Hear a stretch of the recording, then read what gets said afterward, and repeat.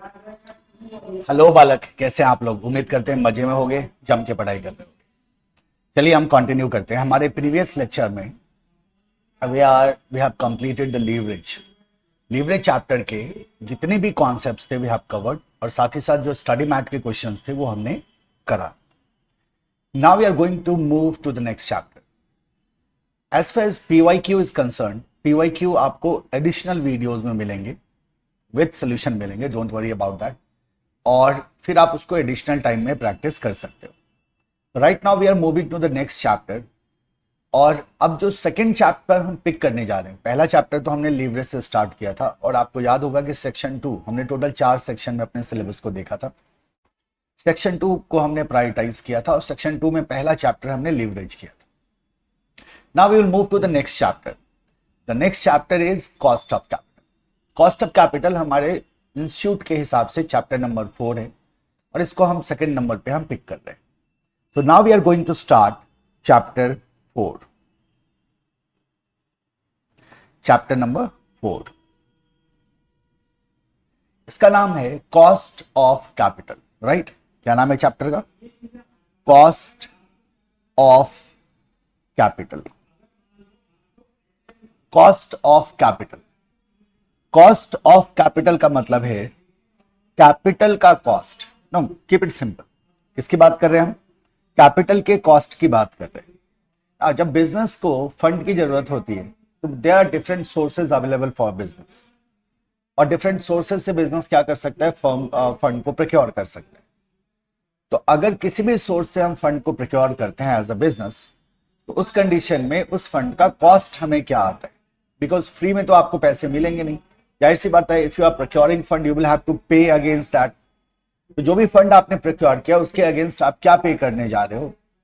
That is what the cost of capital is all about. That is the cost of that particular capital. हमें इसे समझना है।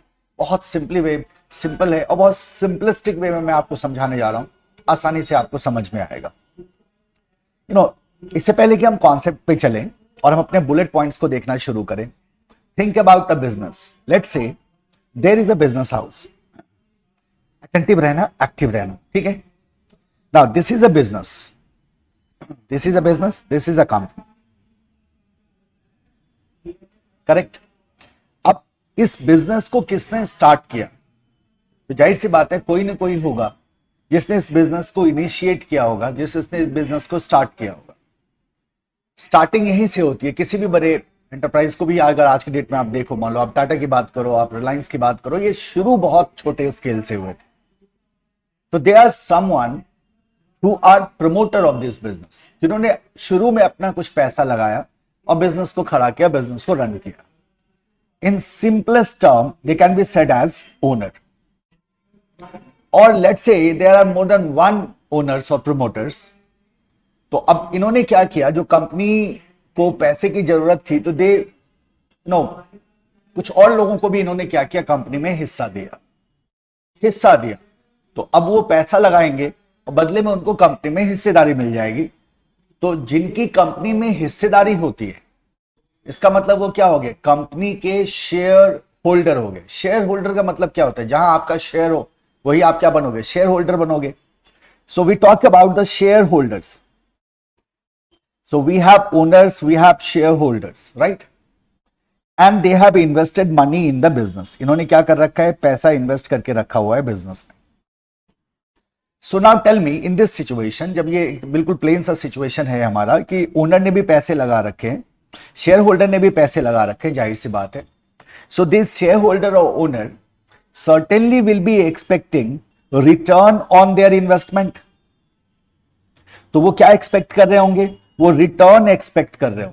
तो shareholder must be expecting return, and so the owner, and owner are nothing but the share holders, and shareholders are nothing but the owner, है ना? इतनी clarity तो आप समझ रहे होगे। So they will be expecting some return. तो return कैसे होता है? तो हमने कहा सर जो भी पैसा लगाया इन लोगों ने बिजनेस में, उसी पैसे की मदद से we will be doing operations. हम अपने बिजनेस को क्या करते हैं? कंडक्ट करते हैं। सेल होगा, सारे कॉस्ट कट करने के बाद जाहिर सी बात है हमारे को कुछ बचेगा। That is basically what the return. तो बिजनेस क्या करता है? इन पैसे को यूज करके ऑपरेट करते हैं, और ऑपरेट करने के बाद प्रॉफिट जनरेट करता है। एंड दैट रिटर्न और that profit ultimately goes to the share holders. वो किसको मिलता है शेयर होल्डर्स को मिलता है। अब फ्रंट मिले या ना मिले ये बात की बात है, बट कंपनी का जो भी रिटर्न है वो किसके लिए भाई, शेयर होल्डर्स के लिए अभी के सिचुएशन में, correct. Now see this is the scenario. क्या होता है इसी दौरान, there is an opportunity in market. मान लो कोई एक प्रोजेक्ट है and that project is relevant for this company. इस कंपनी के लिए ये प्रोजेक्ट क्या है, रेलेवेंट है। The company can take up this project. और जो कंपनी के जो मैनेजर्स हैं, जो फाइनेंशियल मैनेजर्स हैं, जो प्लानर्स हैं, उनका कहना है, जो स्ट्रेटेजिस्ट हैं, उनका कहना है कि अगर इस अपॉर्चुनिटी को इस बिजनेस ने टेकअप किया, उस कंडीशन में बिजनेस ज्यादा पैसे कमा पाएगा। जब बिजनेस सोचता है ना, जब कंपनी सोचती है ना कि ज्यादा पैसे कमाने की जब बात आती है, जब फाइनेंशियल मैनेजर सोचता है ना, तो फाइनेंशियल मैनेजर की सोच ऐसी होती है कि इस तरह से काम किया जाए, इस तरह से फंड को मैनेज किया जाए, राइट, इस तरह से डिफरेंट फाइनेंशियल रिसोर्सेस को मैनेज किया जाए कि शेयर होल्डर्स के वेल्थ को मैक्सिमाइज किया जा सके, शेयर होल्डर्स के वेल्थ को मैक्सिमाइज किया जा सके। That is the basic idea. तो जाहिर सी बात है कि ये कंपनी या जो मैनेजर है क्या सोच रहे हैं कि अगर इस प्रोजेक्ट में हमने इन्वेस्टमेंट किया तो यहां से हम और एडिशनल रिटर्न जनरेट कर पाएंगे and that will ultimately boost the wealth of the share holders. क्योंकि जो भी रिटर्न आएगा वो किसको जा रहा है, वो तो शेयर होल्डर को जा रहा है। तो ये एक आइडिया इनके सामने आया, but there is a problem and that is not problem, that is required basically. Let's say ये जो प्रोजेक्ट है that requires an investment of ₹1 crore और लेट्स से ₹100 करोड़। सो इस प्रोजेक्ट में 100 करोड़ के इन्वेस्टमेंट की रिक्वायरमेंट है। अब अगर इस प्रोजेक्ट को ये कंपनी टेकअप करना चाहती है तो company will have to invest 100 crore. अब सवाल आता है कि ये कंपनी 100 करोड़ कहां से लाएगी, right. They are operating, they have they are running their business, but they are not having that kind of money. So और अगर इस अपॉर्चुनिटी को टेकअप करना है तो उस कंडीशन में, इस अपॉर्चुनिटी का फायदा लेना है तो उस कंडीशन में 100 करोड़ तो चाहिए। अब क्या होता है कि पूछा जाता है मान लो शेयर होल्डर से कि भाई आप ऐसा करो कि 100 करोड़ की जरूरत है, आप पैसे दो। वो कहता है नहीं मेरे पास तो पैसे नहीं है, मैं नहीं दे पाऊंगा, ठीक है। So they will be needing money from somewhere. Now ऐसे सिचुएशन में what they can do, what the company can do, कैसे कंपनी फंड रेज करती है। उसने जो एग्जिस्टिंग जो लोग थे कंपनी के शेयर होल्डर्स, उनसे पूछा कि क्या आप दे सकते हो पैसे। वो बोले कि भाई हम क्यों दे पैसे, राइट, और हम पैसे देंगे तो हमें क्या मिलेगा बदले में। तो जाहिर सी बात है आपको कंपनी का क्या देना पड़ेगा, उसे उन्हें और शेयर्स देने पड़ेंगे। या फिर इन्होंने कहा कि नहीं we are not interested at all, तो आप कहते हैं ठीक है हम कंपनी के शेयर को बाहर बेचें, किसी और को देते हैं। तो आपने क्या किया, किसी और को शेयर बेचा और कंपनी के शेयर्स बेच के you can raise the fund. तो एक तरीका यह हो सकता है कि हमने इक्विटी के थ्रू फंड रेज किया। दूसरा तरीका यह हो सकता है we can go to some lender और हम क्या करें, लोन ले लें किसी तरह से। और भी क्या तरीका हो सकता है, हमने डेट इश्यू कर दिया, डिबेंचर इश्यू कर दिया, वहां से हमने क्या किया, फंड रेज किया। सो देयर में बी सेवरल वे जिसके थ्रू इस 100 करोड़ को जुगाड़ किया जा सकता है, मतलब अरेंज किया जा सकता है, राइट। अब यानी कि सीन में कौन आया, सीन में आया investors. Okay, there is a difference. Now we are talking of investors. अब ये इन्वेस्टर्स कौन है, इन्वेस्टर्स वो होते हैं जो इन्वेस्ट करते हैं आपके बिजनेस में। Now they are least bothered about your management, वो मैनेजमेंट में इंटरफेयर नहीं करेंगे वो, but they are investing money with an expectation that they will get return on that money. पैसा लगा रहे हैं, बल्कि उनको क्या करना है, पैसा कमाना है। So their area of interest is basically what, कि वो कुछ ना कुछ उस पर क्या करने जा रहे हैं, रिटर्न कमाने जा रहे हैं। तो इन्वेस्टर से हमने क्या किया, इन्वेस्टर से इस प्रोजेक्ट को फंड करने के लिए हमने क्या किया, 100 करोड़ रुपीस बोरो कर लिए। क्या इन्वेस्टर्स ओनर हैं? नहीं, investors are not owners. Investors जो हैं ये ओनर्स नहीं है, they have invested just to earn some money, right. अब जरा सोचो क्या हो रहा है, अगर ये प्रोजेक्ट, अब ऐसे सोचो आप कि कंपनी ने जो प्रोजेक्ट टेकअप किया है या जो कंपनी है वो बहुत हाई रिस्क कंपनी है। हाई रिस्क कंपनी का मतलब क्या हुआ कि वोलेटिलिटी बहुत ज्यादा है। मान लो मार्केट का या टेक्नोलॉजी उस इंडस्ट्री में बहुत तेजी से बदलती है, कुछ इस ऐसे फैक्टर है जिसकी वजह से उस कंपनी के स्टेबिलिटी पे क्वेश्चन मार्क है। वो हाईली वोलेटाइल है, उसका वैल्यू आज बहुत ज्यादा है, हो सकता है कल के डेट में उसका वैल्यू गिर जाए। तो इन्वेस्टर क्या सोचेगा कि इस कंपनी में अगर मैं इन्वेस्ट कर रहा हूं तो मुझे बहुत ज्यादा रिस्क आ रहा है, और अगर कोई भी इंसान ज्यादा रिस्क लेगा तो उसकी एक्सपेक्टेशन होगी कि उसको ज्यादा रिटर्न मिले। तो वाइल लेंडिंग मनी, जाहिर सी बात है, और investing money, investor will be considering what, risk. और इसी रिस्क को ध्यान में रखते हुए investor will expect return. Investor क्या करेगा? Expect return. इन्वेस्टर क्या करेगा? रिटर्न एक्सपेक्ट करेगा, रिटर्न एक्सपेक्ट करेगा। यानी कि ऐसे सोचो, मोटा मोटी इन्वेस्टर ने बोला कि मेरे को 10% का रिटर्न चाहिए, तो इसका मतलब क्या हुआ कि 10% का जो रिटर्न चाहिए इन्वेस्टर को, that is the expected return of investor. और वो 10% इन्वेस्टर ने किस चीज को ध्यान में रख के कहा है? रिस्क को ध्यान में रख के कहा है कि इस बिजनेस में उसको इन्वेस्ट करने में कितना रिस्क आ रहा है, उसके हिसाब से। दूसरा पॉइंट ऑफ व्यू सोचो, मान लो कोई दूसरी कंपनी है और उस कंपनी में रिस्क कम है, तो हो सकता है इन्वेस्टर उसको 9% पे दे दे। यस और no? So what we are trying to say here is कि जो लेंडर है या जो इन्वेस्टर है, वो जब वो किसी भी कंपनी में इन्वेस्ट करेगा तो उस कंपनी का रिस्क प्रोफाइल जरूर चेक करेगा और उसी के हिसाब से वो इन्वेस्टमेंट करेगा। सो एक्सपेक्टेड रिटर्न, एक्सपेक्टेड रिटर्न, तो जो क्या करता है? रिटर्न एक्सपेक्ट करता है against the investment, and that expected return should be commensurate with the risk. वो हमेशा क्या होता है? रिस्क के हिसाब से होता है। इन सबका ट्रीटमेंट आप आगे सीखोगे। We will have market risk premium होता है हमारे पास, रिस्क फ्री रेट होता है हमारे पास, रिस्क एडजस्टेड डिस्काउंट रेट हम कैलकुलेट करेंगे। इन सबका ट्रीटमेंट हम आगे सीखेंगे। जस्ट गेट एन आइडिया, है ना? चैप्टर को स्टार्ट करना है ना, तो थोड़ा सा आइडिया हम ले रहे हैं। So this is it. Now tell me one thing, ये जो एक्सपेक्टेड रिटर्न है ऑफ द इन्वेस्टर, यही एक्सपेक्टेड रिटर्न बेसिकली होता है cost of capital. What excess you will be paying as a company to the investors after the principal amount. So अगर हम कहते हैं 100 करोड़ से 100 करोड़ का लेट से 10% का इंटरेस्ट लगा, तो जो 100 करोड़ का 10% हम पे करेंगे ना, that is the additional amount after 100 crore, क्योंकि 100 crore at the time of maturity you have to pay back.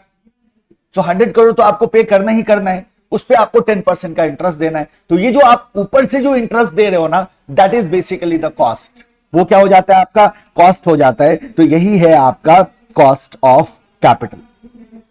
So cost of capital is what return, या हाउ मच, मान लो expected return is 8% considering all factors, तो ये 8% हमारा क्या हो जाएगा? ये हमारा कॉस्ट ऑफ कैपिटल हो जाएगा। This will be our cost of capital, right? So idea यही है, बेसिक आइडिया यही है कॉस्ट ऑफ कैपिटल का। Now what will happen here, अब जैसे 100 करोड़ हमने मान लो किसी भी फॉर्म में लिया, यहां हमने इस बात को स्पेसिफाई नहीं किया। So in our capital structure, हमारी कंपनी के कैपिटल स्ट्रक्चर में we can have equity, we can have debt, we can have preference shares, है ना? तो we have different sources of fund, और हर एक सोर्सेज ऑफ फंड का, हर एक टाइप ऑफ फंड का अलग अलग कॉस्ट आता है, और उसको कैलकुलेट करने का तरीका अलग अलग होता है। आप जानते हो इस बात को बहुत अच्छी तरह से, right?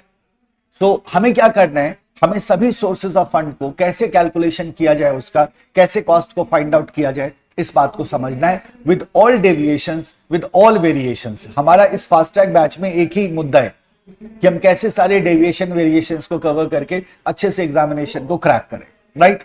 So will all deviations will be covering कि कैसे हम डिफरेंट सोर्सेज ऑफ फंड के कॉस्ट को कैलकुलेट कर सकते हैं, राइट? उसमें क्या क्या वेरिएशंस इंस्टीट्यूट डिफरेंट क्वेश्चंस में लाता है। एक बेसिक आइडिया हमें यहां से मिल गया, राइट? क्या कह सकते हैं हम? सबसे पहला पॉइंट क्या कह सकते हैं? पहला बुलेट पॉइंट लिखाओ, कॉस्ट ऑफ कैपिटल, मैं इसको ऐसे लिखूंगा, COC is return expected by the providers of capital जो प्रोवाइडर्स ऑफ कैपिटल हैं उनका क्या एक्सपेक्टेशन है, उनका क्या एक्सपेक्टेड रिटर्न है, that will be cost of capital. That's one way. Now यहां एक बात बताओ मुझे, who are the providers of capital? कौन होते हैं providers of capital? Providers of capital, so हमने कहा we have shareholders, shareholders में प्रोवाइड द कैपिटल, ठीक है। We have lenders, different lenders में provide the capital. We have debt holders, debt holders में provide the capital, right. So these are basically your provider of what? Capital. Number 3, COC, cost of capital, is also called as, कहीं अगर आपको ये नाम दिखाई दे तो आप जानते हो कि इसका मतलब कॉस्ट ऑफ कैपिटल से है। Number 1 is the cut off rate, ठीक है। Number 2 is the hurdle rate, hurdle rate, cut off rate हो या हर्डल रेट हो या और minimum rate of return, minimum rate of return या मिनिमम रेट ऑफ रिटर्न हो, इन सबका एक ही मतलब है, these all means basically what? Your cost of capital. These all means your cost of capital, right. अब इसके कई सारे यूज हो सकते हैं। Cost of capital is benchmark for framing debt policy and taking capital budgeting decisions. Taking capital budgeting decisions. Okay. Application का जहां तक सवाल है, usage of cost of capital का जहां तक सवाल है, बहुत सारे यूसेज हैं, बट हम बहुत ज्यादा थियरी पे यहां ध्यान नहीं दे रहे हैं, आप जानते हो इस बात को, बट इसके बहुत सारे यूसेज हैं, राइट। और जो हमें सजेस्ट किया गया है, दो चीजों को एम्फसाइज किया गया है, उसको हम ध्यान में रखेंगे। एक, while framing the debt policy, दूसरा while taking capital budgeting decisions, right. So during this we will be using the cost of capital. Primarily benchmark की तरह यूज होता है इन दो जगह, राइट। सो जरा इसको समझो,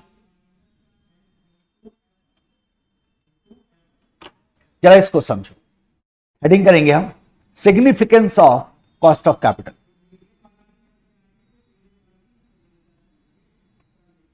significance of cost of capital. Cost of capital का क्या सिग्निफिकेंस है? The first significance you have to notice, evaluation of investment options, evaluation of investment options, evaluation of investment options. Now try to understand this. Look what happens. मान लीजिए हमारे पास एक project है जिसका life 3 years का है, इसको हमने कहा प्रोजेक्ट ए। हमारे पास एक दूसरा भी प्रोजेक्ट है, प्रोजेक्ट बी, जिसका लाइफ लेट से 3 इयर्स का है। सो प्रोजेक्ट ए का भी लाइफ 3 ईयर का है, तो year 0, year 1, year 2, year 3, and same in the case of project B, तो year 0, year 1, year 2 and year 3। अब as a manager you have to take a decision. आपको यह decision लेना है कि इन दोनों में से किस प्रोजेक्ट को आप सेलेक्ट करोगे। सो you have 2 alternative options available with you and you have to choose any one option. कैसे करोगे बालक? आप क्या बोलोगे? सर जिसमें ज्यादा फायदा होगा, और किसमें ज्यादा फायदा होगा ये कैसे पता चलेगा? तो for that purpose we will have to calculate the NPV, net present value, right. So हम देखेंगे कि हमारा इनिशियल आउटफ्लो कितने का था, फिर हमारा फर्स्ट ईयर का इनफ्लो क्या है, सेकेंड ईयर का इनफ्लो क्या है, थर्ड ईयर का इनफ्लो क्या है। Now these all are future cash flows. तो इन फ्यूचर कैश फ्लो को हमें किस में लाना होगा? प्रेजेंट कैश फ्लो में लाना होगा।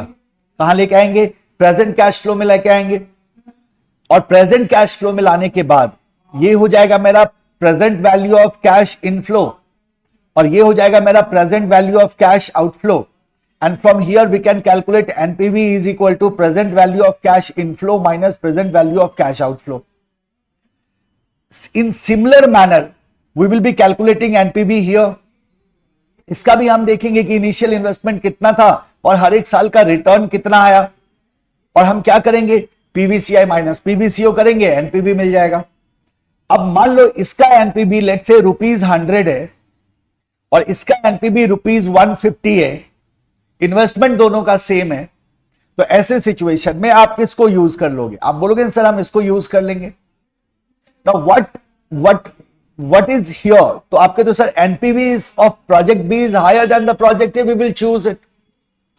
नाउ कॉस्ट ऑफ कैपिटल का यहां एक बहुत इंपॉर्टेंट रोल है।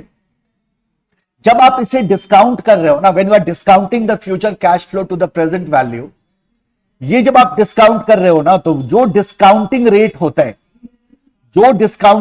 होता है, that is basically your cost of capital. वो क्या होता है? आपका केसी होता है, केसी बोल दो, केओ बोल दो, केडब्ल्यू बोल दो, that is basically your cost of capital. उससे आप क्या करते हैं? डिस्काउंट करते हैं। सो आप क्या कह सकते हो? While evaluation of investment project, cost of capital is used to discount future cash flow into present cash flow. ठीक है, तो आप क्या बोलोगे? While evaluation of investment projects और options, cost of capital is used as a discounting rate to discount future cash flow into present value of cash flow.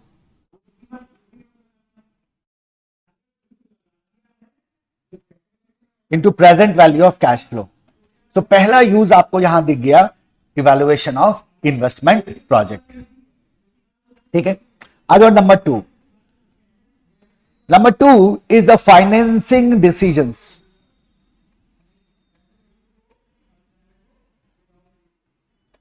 Number 2 is the financing decisions.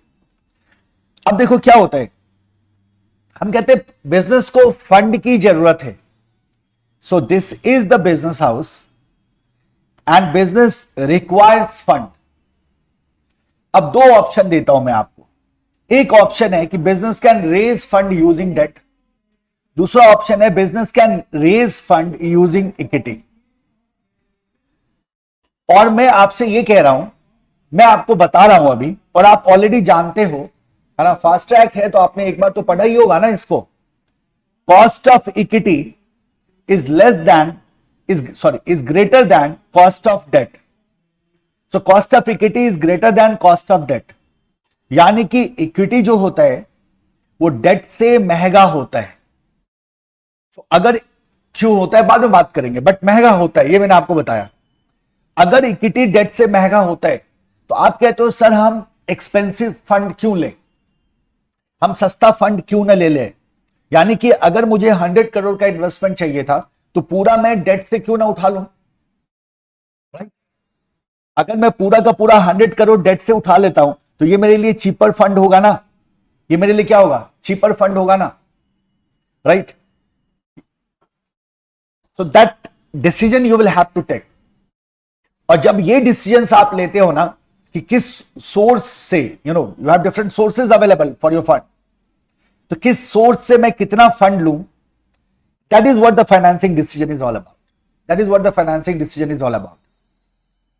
Now in this scenario हम कहते हैं कि चूंकि date का cost कम होता है तो हम क्या कर लेते हैं, 100% डेट से हम फंड को क्या कर लेते हैं, एक्वायर कर लेते हैं। अगर ऐसा आप करते हो तो ऐसे सिचुएशन में आपका फाइनेंशियल रिस्क बढ़ेगा। आप याद करो दो तरह के रिस्क की हमने बात करी थी लीवरेज चैप्टर में, business risk and financial risk. With increased amount of debt your interest liability will increase, और वो इंटरेस्ट लायबिलिटी आपके प्रॉफिट को सेट ऑफ कर देगा, और आपके लिए ये डेट क्या हो जाएगा, हेडेक हो जाएगा। क्यों हेडेक हो जाएगा? क्योंकि इंटरेस्ट लायबिलिटी आपकी बहुत बढ़ जाएगी। तो जो आपका फाइनेंशियल रिस्क है that financial risk will increase enormously. आप कहते हो हाँ ये तो हमने सोचा ही नहीं था।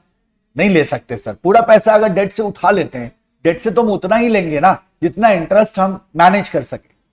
मतलब ऐसा भी ना हो कि हमने इतना डेट ले लिया, you are not able to manage the interest, now in that case distress will happen. So आप क्या कहते हैं कि रिस्क को ध्यान में जैसे ही लाते हैं तो हम कहते हैं डेट से हमें नहीं उठाना है पैसा। ठीक है, दूसरा आ जाओ, इक्विटी। डेट के साथ फिक्स्ड लायबिलिटी होती है। डेट के साथ क्या होती है? Fixed liability. मतलब कंपनी क्या कर रही है नहीं कर रही है उससे डेट होल्डर को मतलब नहीं है, उसको तो अपना इंटरेस्ट चाहिए, उसको अपना इंटरेस्ट चाहिए, will have to give the interest. But क्या ये इक्विटी के साथ होता है? नहीं, इक्विटी के साथ नहीं होता। इक्विटी का क्या सीन है? इक्विटी का ये सीन है कि ये कहता है भाई ये ओनर्स है ना, ये शेयर होल्डर्स है, तो इनका है कि जब प्रॉफिट होगा तो आप दोगे, वो भी आप दोगे या नहीं दोगे कंडीशनल है। डिविडेंड आप दोगे या नहीं दोगे आपकी मर्जी है, राइट। तो व्हाट इज हैपनिंग हियर? आपके तो यहां हमें कुछ नहीं देना पड़ता।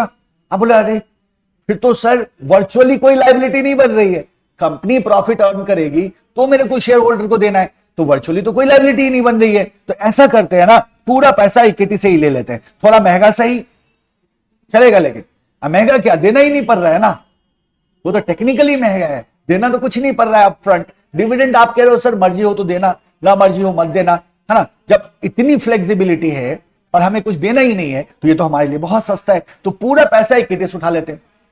जैसे ही हमने पूरा पैसा इक्विटी से उठाया, एक दूसरा कंसर्न सामने आ जाएगा, and that is the concern of control.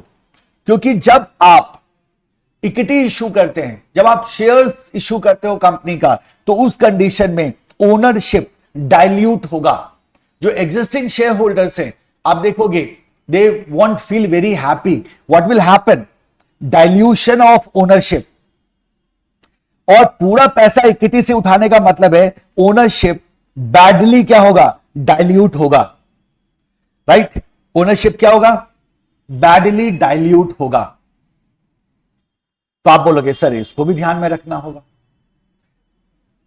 Plus लेकिन सर जो कॉस्ट का फैक्टर है, जो अभी हमने देखा केडी इज लेस देन केई, ये जो कॉस्ट का फैक्टर है इसको क्या ना कंसीडर करें? हम कहते नहीं बिल्कुल करो, आप उसको भी कंसीडर करो, बट उसको उसके साथ साथ रिस्क एंड कंट्रोल को भी कंसीडर करो। So while deciding the financing decision you have to consider risk, control and cost, and based on that fund will be taken from different sources. और इसीलिए जब आप देखोगे आगे कि डेट इक्विटी का जो आइडियल रेशियो है दैट इज 2:1, यानी कि डेट का पोर्शन हम क्या रखते हैं? ज्यादा रखते हैं, इक्विटी का पोर्शन क्या रखते हैं? कम रखते हैं। इसके बहुत सारे रीजंस पे हम डिस्कशन करेंगे, बट ये आइडियल रेशियो जो है ना, ये आपके रिस्क, कंट्रोल, कॉस्ट को क्या करता है? जस्टिफाई कर देता है। सो फाइनेंसिंग डिसीजन सेकंड, जहां हमें कॉस्ट ऑफ कैपिटल की जरूरत है। व्हाट वी से here, risk, control and cost are used, are considered to choose sources of finance. Sources of finance, ठीक है। Second decision is financing decision. आ जाओ थर्ड डिसीजन, डिजाइनिंग और framing optimum credit policy. Optimum credit policy, ठीक है। So as a business आप जरा सोचो इस बात को, what is credit policy? As a business आप अपने कस्टमर्स को कुछ क्रेडिट पीरियड अलाउ कर सकते हो। जैसे कस्टमर ने आज परचेज किया और आपने क्या किया, 30 डेज का क्रेडिट पीरियड अलाउ कर दिया कि आप, कस्टमर क्या करेगा, 30 डेज के बाद पेमेंट करेगा। कस्टमर क्या करेगा, 30 डेज के बाद पेमेंट करेगा। अब मेरा आपसे एक सिंपल सा सवाल है, ये बताओ जब आप क्रेडिट पीरियड 30 डे का अलाउ कर रहे हो तो क्यों कर रहे हो? जाहिर सी बात है आप ऐसे तो नहीं कर रहे हो, कुछ तो रीजन होगा ना इसका। और रीजन क्या है? रीजन आपके फायदे की बात होनी चाहिए। तो एक रीजन क्या हो सकता है कि हम क्रेडिट पे इसलिए दे रहे हैं ताकि हमारी सेल बढ़े। तो अगर मैं 30 डे का क्रेडिट पीरियड दे रहा हूं तो लोग ज्यादा खरीदेंगे मेरे सामान को, मेरा सेल क्या होगा, बढ़ेगा, मेरा सेल बढ़ेगा, मेरा प्रॉफिट बढ़ेगा। तो दैट में बी वन आइडिया। यानी कि अगर मैं इस 30 डे क्रेडिट पीरियड की बात करूं तो 30 डे के लिए मेरा फंड ब्लॉक हुआ है ना, we are not getting money from the customer for 30 days. तो 30 डेज के लिए अगर मेरा फंड ब्लॉक हुआ तो जाहिर सी बात है इस पे मेरा कुछ ना कुछ कॉस्ट आएगा मेरा। whenever you talk of the cost of capital, always keep opportunity cost in mind, always. तो certainly some cost will incur. अब फायदा क्या हम देख रहे हैं? फायदा हम ये देख रहे हैं कि इसका फायदा हमें ये शायद मिल सकता है कि हमारा सेल क्या हो, इंक्रीज हो, हमारा सेल क्या हो, इंक्रीज हो, या किसी और तरह के बेनिफिट की हम बात कर सकते हैं। Correct.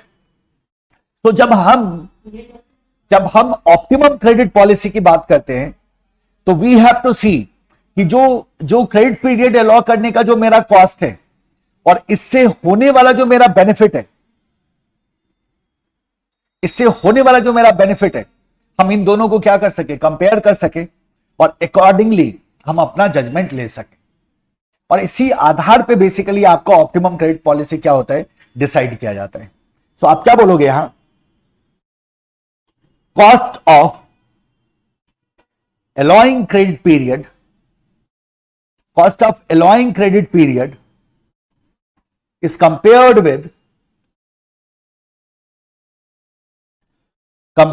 with benefits derived from it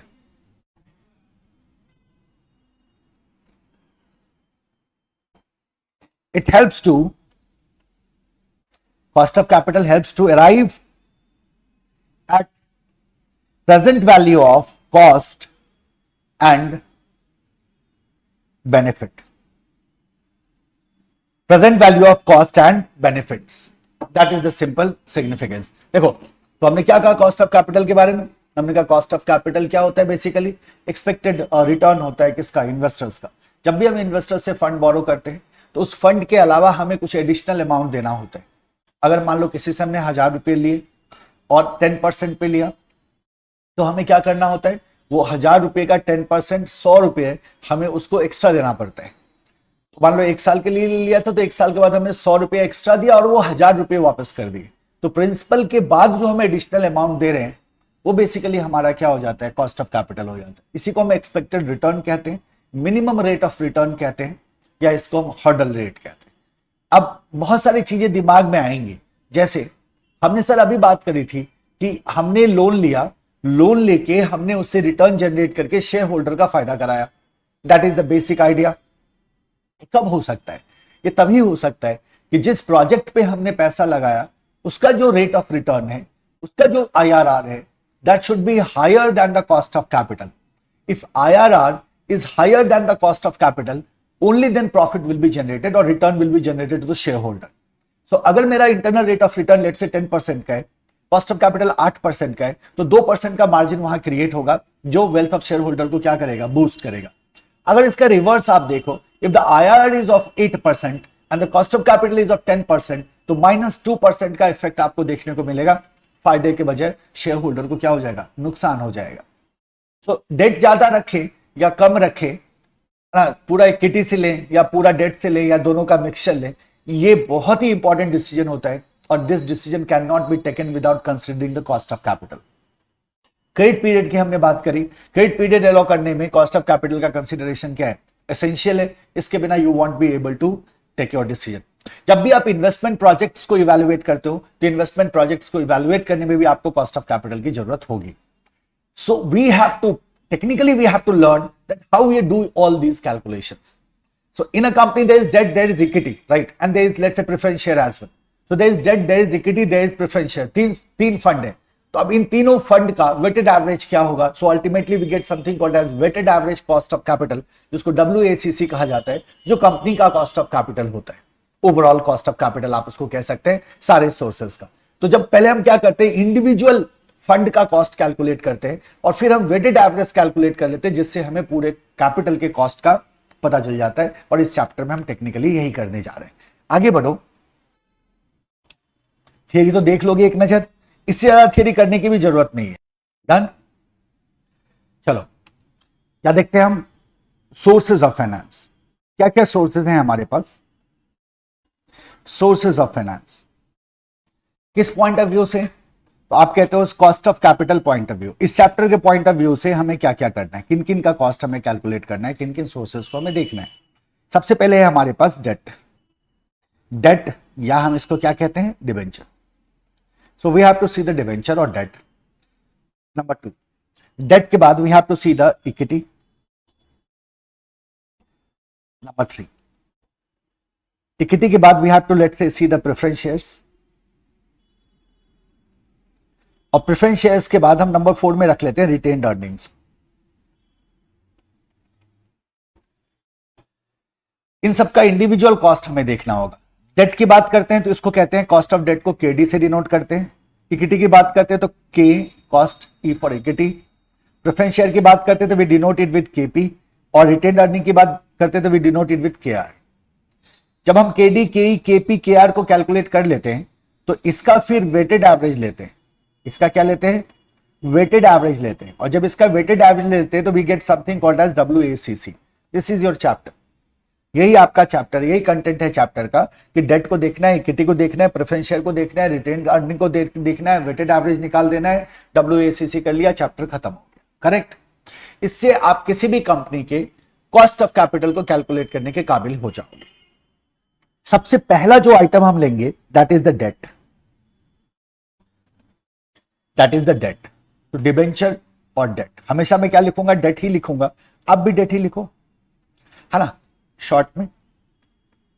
so debt. अब जैसे मान लो मैं आपको कहता हूं, take an example,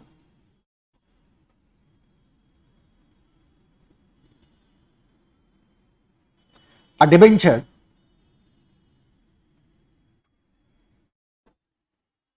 of rupees 1000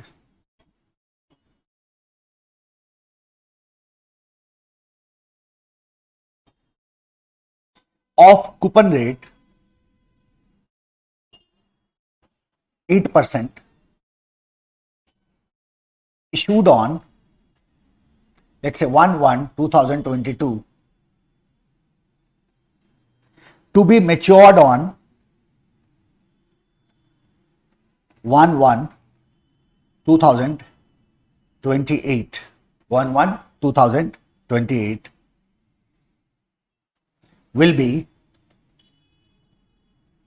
redeemed at par। ठीक है। तो अब ये एक लाइन लिखा हुआ है, आप ध्यान से पढ़ो। सबसे पहले ये कौन सा टूल है, तो आप कहते हो सर ये डेट है। ये कौन सा टूल है, ये डेट है। क्या कह रहा है, अ डिबेंचर ऑफ ₹1000। ना अ डिबेंचर ऑफ ₹1000 का क्या मतलब हुआ, तो a debenture is denominated by some value, some amount. That may be anything. That may be 10 lakhs, that may be 5 lakhs, that may be 30 lakhs, that may be 300, whatever it is. So, a debenture is denominated with certain value.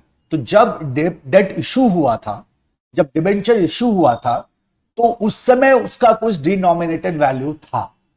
आज है या नहीं है, इस debate में अभी नहीं जाना। उसका क्या था, कोई ना कोई डिनोमिनेटेड वैल्यू था, उसका कुछ वैल्यू था। यानी कि जो भी उस डेट को सब्सक्राइब करता, परचेज करता, उसको वो अमाउंट कंपनी को पे करना पड़ता। सही। तो ये जो डिनोमिनेटेड वैल्यू है, this denominated value is called as face value. तो जो सबसे पहला आपको दिख रहा है डिबेंचर ऑफ ₹1000, तो आप क्या कहते हैं, debt denominated by some value, by some value, and that denominated value is basically called as what, face value। उसको हम क्या कहते हैं, फेस वैल्यू कहते हैं। इसी फेस वैल्यू पे आपका डेट क्या हुआ है, इशू हुआ है। करेक्ट। अब ये फेस वैल्यू पे ही हमेशा इशू होगा ये कोई जरूरी नहीं है, बट ये डिनोमिनेटेड वैल्यू फेस वैल्यू है, और अभी इस पर्टिकुलर एग्जांपल में इसमें इशू हुआ है, because we are not talking about any discount और anything here. So this is your face value. The coupon rate is 8%. So what is coupon rate? When we talk of the coupon rate, इसका मतलब हुआ interest rate। इसका मतलब क्या हो गया, interest rate हो गया। So coupon rate simply means what, interest rate। यानी कि जो भी इस डेट में पैसा लगाता है, उसको 8% का इंटरेस्ट मिलेगा, उसको 8% का क्या मिलेगा, इंटरेस्ट मिलेगा। सो कूपन रेट मतलब इंटरेस्ट रेट। क्या कोई ऐसा भी इंस्ट्रूमेंट हो सकता है जिसमें कूपन रेट ना हो, जीरो हो? तो आगे हम देखेंगे, बोलेंगे हां। अगर हम डीप डिस्काउंट बॉन्ड की बात करें या फिर हम जीरो कूपन बॉन्ड की बात करें, जीरो बॉन्ड में क्या होगा कि there is no any interest rate applicable. Deep discount bond में भी आपको ये देखने को मिलेगा। तो certainly there are certain exceptions, otherwise आप देखोगे always interest rate is given. So coupon rate means interest rate. What is the issue date of this debt? तो आप कहते हो 1/1/2022 को इशू हुआ था, टू बी मेच्योर्ड ऑन 1/1/2028। तो ये इसका मेच्योरिटी डेट है। You have the issue date and you have the maturity date. तो अगर आप यहां जरा गौर करो, अगर आपने maturity date minus issue date कर दिया, अगर आपने maturity date minus issue date कर दिया तो आपको क्या मिल जाएगा? तो you will be getting the period, इसके बीच का क्या पीरियड रहा वो पीरियड आपको मिल जाएगा, and that period is called as maturity period, life of the debt. तो कितने कितने साल का है यहां? Here it is of 4 years, 4 साल का मेच्योरिटी पीरियड हमें दिखाई दे रहा है। 2022 में इशू हुआ है, 2028 में 6 साल का मेच्योरिटी पीरियड हमें क्या हो रहा है, यहां दिखाई दे रहा है। सो मेच्योरिटी पीरियड का मतलब होता है after how many years the debt is going to get matured and it will be redeemed there, and will be redeemed at par. Redeem का मतलब क्या हुआ कि यहां जाके 6 साल पूरा होने के बाद डेट क्या कर दिया जाएगा, तो रिडीम कर दिया जाएगा एट पार। एट पार कहने का मतलब हो गया कि जो रिडीम्शन का वैल्यू होगा, यानी कि जब इसको रिडीम किया जाएगा तो जो रिडीम्शन का वैल्यू होगा वो एट पार होगा। एट पार का मतलब हो गया यहां फेस वैल्यू से, सो दैट विल बी ₹1000 क्या कर दिया जाएगा, रिडीम कर दिया जाएगा debt. So that is your redemption value, that is your redemption value. So redemption value क्या हुआ? At the end, at the maturity, जो पैसा वापस किसको दे दिया जाएगा, इन्वेस्टर को वापस कर दिया जाएगा।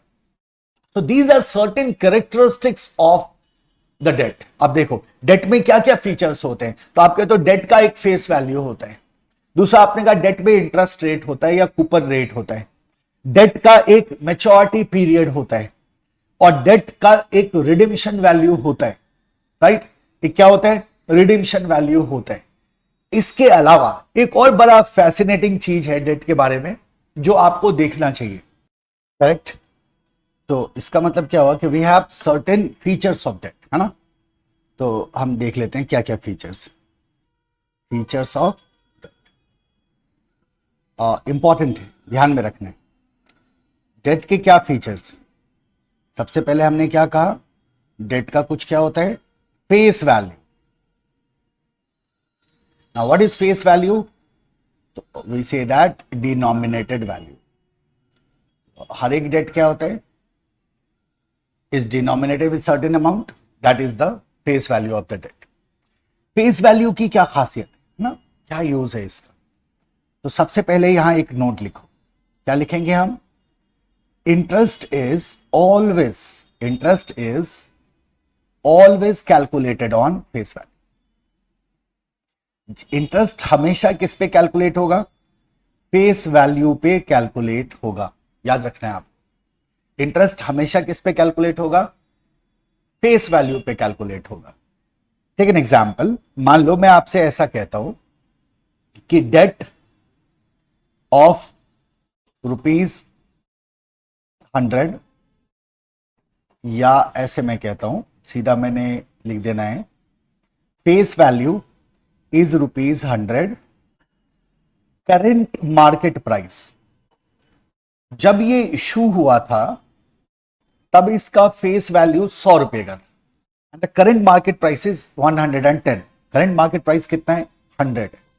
Other data is also given, and then let's say if I ask you current cost of debt क्या है, करंट कॉस्ट ऑफ डेट क्या है, करंट कॉस्ट ऑफ डेट क्या है?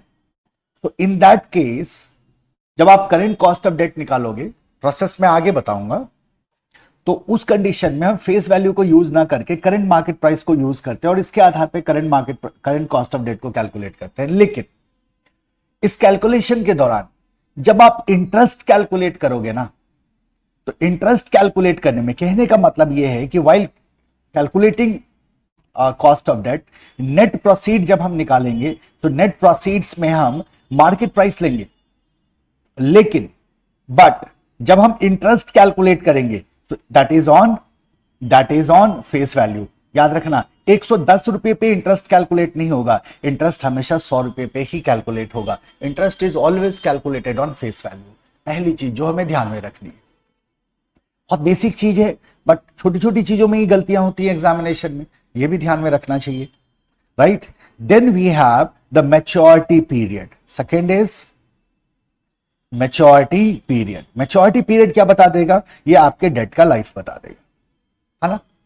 सो मैच्योरिटी पीरियड मतलब कितने दिनों के बाद ये क्या होने वाला है, मैच्योर होने वाला है। It will give you the life of the date.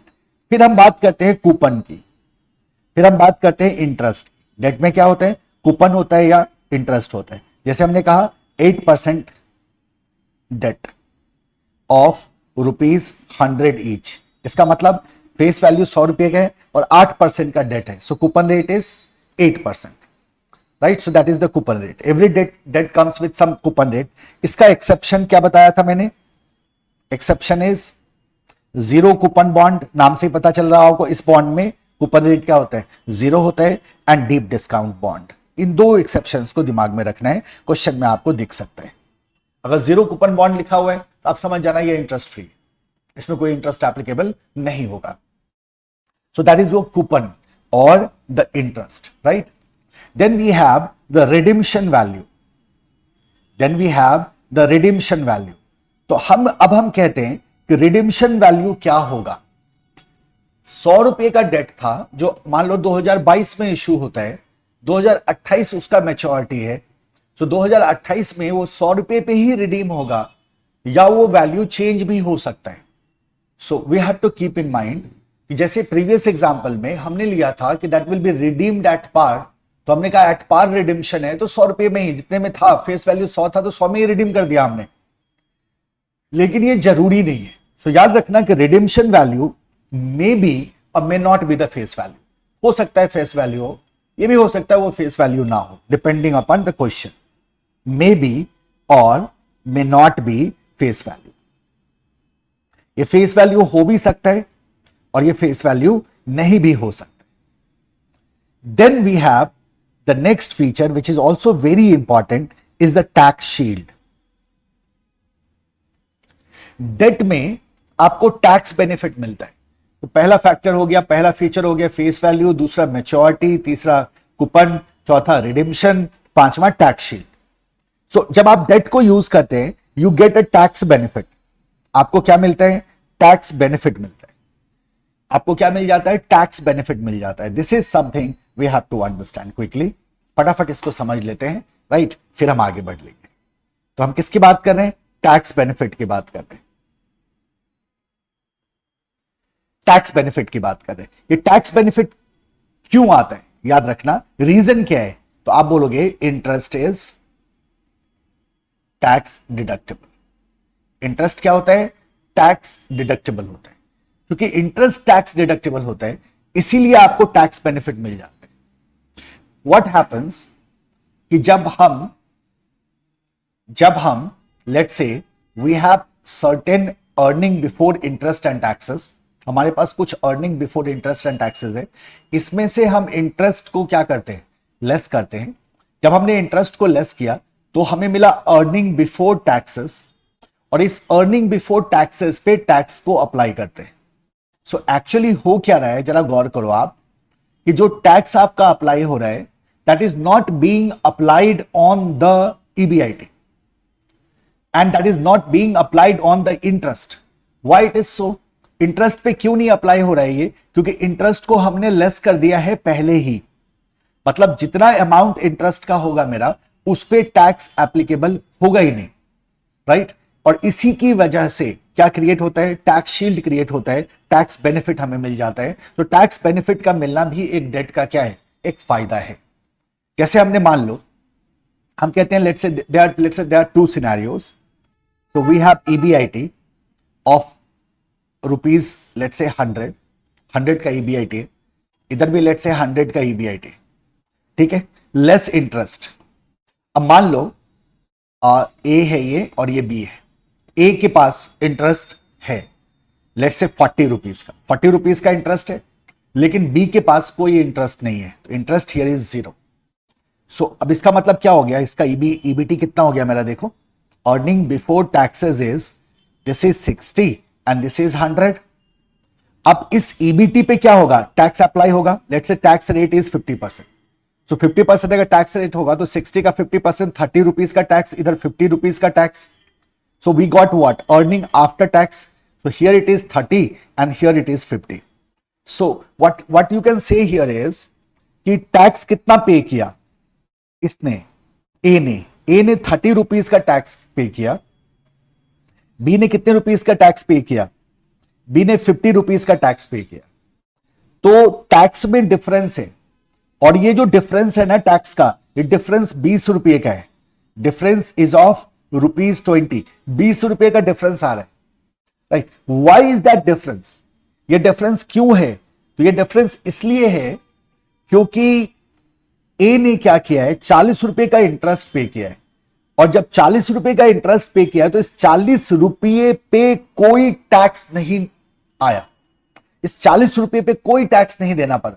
कहने का मतलब यह हो गया कि अगर हम ए के सिनेरियो को देखें और ए के सिनेरियो में हमें मिल रहा है टैक्स का फायदा, टैक्स शील्ड मिल रहा है हमें, and that tax shield is interest multiplied to tax rate. ना इंटरेस्ट कितना है, देखो 40 रुपीज का मेरा इंटरेस्ट था और टैक्स रेट है 50%, इज इक्वल टू ₹20. 20 रुपीज का टैक्स शील्ड हमारा बन रहा है. ये टैक्स शील्ड एग्जैक्टली उतना ही है जितने का डिफरेंस आपको टैक्स में ए और बी में दिखाई दिया है. सो ये टैक्स शील्ड क्रिएट होता है क्योंकि interest is tax deductible. Interest tax लगने से पहले ही हम एक्चुअली पे कर देते हैं, इंटरेस्ट पे टैक्स एप्लीकेबल नहीं होता, जिसकी वजह से हमें टैक्स का फायदा मिल जाता है in the case of debt, right. We get benefit of tax, right. So ये भी हमारा क्या है, बहुत ही इंपॉर्टेंट फीचर है. I hope it is clear, ठीक है. अब यहां एक बात को और बहुत बड़ा ही इंपॉर्टेंट एस्पेक्ट है जो हमें ध्यान में रखना चाहिए. देखो we talked about the redemption value, we talked about the redemption value, ठीक है. We talked about the redemption value. हमने किसकी बात करी, रिडीम्पशन वैल्यू की बात करी, रिडीम्पशन वैल्यू की बात करी, राइट. सो आपको एक बात ध्यान में रखना है दैट बेस्ड ऑन रिडीम्पशन अब दो पॉसिबिलिटीज होती हैं बेसिकली. जब हम रिडीम करने की बात करते हैं तो दोनों पॉसिबिलिटी होती है. हो सकता है कि डेट कभी रिडीम ही ना हो, परपेचुइटी में, मतलब हमेशा के लिए चलता रहेगा. हो सकता है डेट कभी रिडीम ही ना हो, और हो सकता है डेट रिडीम्पशन हो. अच्छा, कैसा डेट रिडीम नहीं होता है ऐसा आपने सुना होगा, मान किसी ने अपने किसी दोस्त से पैसे लिए और कभी वापस ही नहीं किया, है ना. पेरेंट से बिजनेस स्टार्ट करने के लिए मान लो 1 करोड़ रुपए लिए, है ना, और आप इंटरेस्ट दे रहे हैं. लेट्स से हर एक ईयर आप you are giving interest to your parent, but you are never returning the principal amount. तो क्या हो गया, वो कभी ना खत्म होने वाला डेट हो गया. सो जब रिडीम्पशन की बात करते हैं तो दो पॉसिबिलिटीज क्रिएट होती है, एक डेट विद रिडीम्पशन, एक डेट विदाउट रिडीम्पशन. तो ऐसा डेट जो कभी रिडीम ना हो उसको इरिडीमेबल कहते हैं, मतलब ये रिडीम नहीं होगा. और ऐसा डेट जो रिडीम हो उसको रिडीमेबल डेट कहते हैं. अब आप बोलोगे सर इरिडीमेबल डेट तो बिजनेस में कहां से आएगा, ये तो प्रैक्टिकल सिनेरियो नहीं है. भाई किसी ने भी अगर डेट में इन्वेस्ट किया है तो उसको तो प्रिंसिपल चाहिए होगा ना. 5 साल में दो, 10 साल में दो, बट दोगे तो. बट इरिडीमेबल कहता है कि कभी वो रिडीम होगा ही नहीं. तो ये प्रैक्टिकल सिनेरियो में आपको नहीं दिखेगा, थ्योरेटिकली बड़ा इंपॉर्टेंट है ना. क्वेश्चंस हमसे एग्जाम में पूछे जा सकते हैं. तो बेस्ड ऑन रिडीम्पशन हमारे पास दो तरह के डेट हो जाते हैं. एक हो जाता है इरिडीमेबल डेट, इरिडीमेबल डेट, और एक होता है रिडीमेबल डेट. इरिडीमेबल डेट और रिडीमेबल डेट में क्या फर्क है, क्या सीखा हमने कि सर इरिडीमेबल डेट में नेवर रिडीम्ड, ये कभी रिडीम नहीं होता, इट गोज ऑन, ये चलता रहता है. और रिडीमेबल डेट में क्या होगा, रिडीम्ड रिडीम्ड एट मैच्योरिटी, जब मैच्योरिटी पीरियड इसका आएगा तो ये क्या कर दिया जाएगा, रिडीम कर दिया जाएगा। That's the basic difference redeemable and irredeemable. और इसी आधार पे जब आप कॉस्ट ऑफ डेट को कैलकुलेट करते हो, जब आप केडी कैलकुलेट करते हो, तो आपको दोनों तरह के डेट के लिए कैलकुलेट करना होता है, इरिडीमेबल एंड रिडीमेबल डेट, दोनों तरह के डेट के लिए आपको कैलकुलेट करना होता है। प्लस जब हम कॉस्ट ऑफ डेट को कैलकुलेट करते हैं तो कॉस्ट ऑफ कैपिटल को कैलकुलेट करने में हमारे पास दो मेथड्स हैं। एक कहलाता है अप्रॉक्सीमेशन मेथड। अच्छा, approximation method are basically direct formula, आप जानते हो। और एक होता है हमारे पास, आप जिसको YTM कह सकते हो या PV मेथड कह दो, present value method. So present value method is little bit more elaborative but accuracy is very high. Approximation method में जहां आप डायरेक्ट फॉर्मूला लगाते हो ना, वहां एक्यूरेसी में be compromised, right. So there are two way to calculate, so two method to calculate, two methods to calculate. कितने method है हमारे पास कैलकुलेट करने का, कैलकुलेट कॉस्ट को कैलकुलेट करने का हमारे पास कितने मेथड है, दो मेथड है। एक क्या हो गया, एक होता है approximation method, approximation method. Now approximation method का मतलब क्या, डायरेक्ट फॉर्मूला। क्या यूज करेंगे, डायरेक्ट फॉर्मूला को हम यूज कर लेंगे। और एक होता है हमारा पीवी मेथड, या इसको यील्ड टू मैच्योरिटी भी आप कह लो। तो पीवी मेथड जो होता है ये थोड़ा एलेबरेटिव होता है, बट यहां एक्यूरेसी जो होगी वो हाई होगी, accuracy is high. Whereas in approximation, नाम ही है approximation, you will get the approximate result. आपको approximate result मिलेगा, exact नहीं। So accuracy in approximation is compromised. तो ये कुछ फंडामेंटल बातें हो गई बालक। Let's start with the calculation of cost. और हमारे पास दो तरह का डेट है, ए हमारे पास इरिडीमेबल डेट है, बी हमारे पास रिडीमेबल डेट है। तो पहले हम इरिडीमेबल को का कैलकुलेशन देखते हैं और फिर हम रिडीमेबल डेट का कैलकुलेशन देखेंगे। Let's start with the first one, irredeemable debt. Irredeemable debt, single E double E कभी उल्टा पुल्टा हो जाए तो माइंड मत करना, है ना। सिंगल ई डबल ई उल्टा पुल्टा होता रहता है इसमें मेरा। तो इरिडीमेबल डेट की हम बात करते हैं। So it is never redeemed. हम जानते हैं ये क्या होगा, इसको कभी रिडीम नहीं किया जाएगा, never redeemed. So how can we calculate the cost here, we simply say that cost of debt in this case, in the case of irredeemable debt, cost of debt is interest divided by net proceed.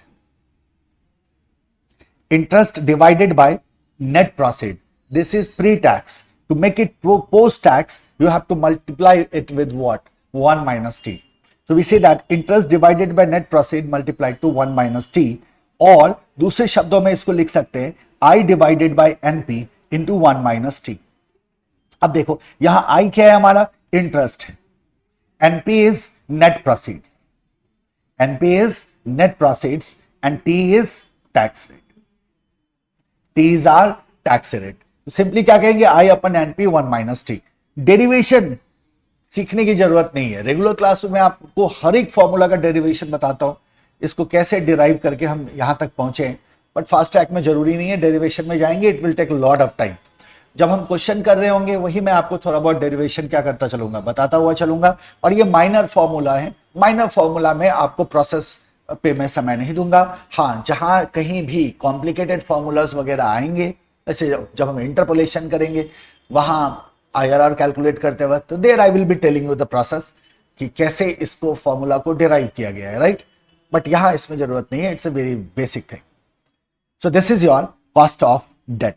कौन सा date है ये, irredeemable date है, ये कभी redeem नहीं होगा। So interest ले लिया और नेट प्रोसीड ले लिया। सो I upon NP 1 minus t is essential to make it post tax. ठीक है, now see this here। अब थोड़ा सा डिस्कशन हम करने वाले हैं, ध्यान दो। So we have the interest, okay, suppose interest is not given, debt is given and the rate of interest is given. So interest is equal to debt multiplied to interest rate, right? Interest is debt multiplied to interest rate. Simply हमारे को क्या मिल जाएगा, इससे हमें interest मिल जाएगा। The second one is net proceeds. जब हम नेट प्रोसीड्स की बात करते हैं तो इसका क्या मतलब है, जब कभी भी नेट आया ना तो हमेशा थोड़ा सा अलर्ट हो जाओ, चेहरे पे आ जानी चाहिए smile, because net always says about difference.